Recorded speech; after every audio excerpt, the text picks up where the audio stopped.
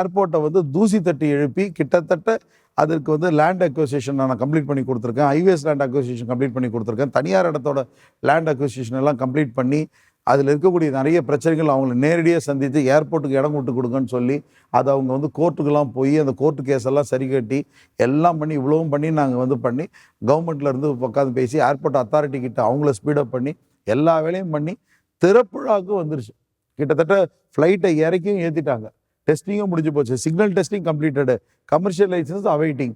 அரசாங்கம் வந்து எங்கே இந்த பேர் வந்து கதிரானந்துக்கு வந்துருமோ அப்படின்றதுனால டிலே பண்ணிட்டாங்க. இன்னைக்கு தேர்தல் வந்துருச்சு.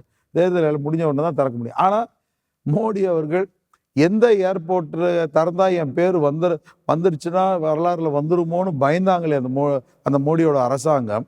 இன்னைக்கு அதே பிரதம மந்திரி நான் விரித்த அந்த ரன்வேல தான் அவர் வண்டி வந்து இறங்குச்சு.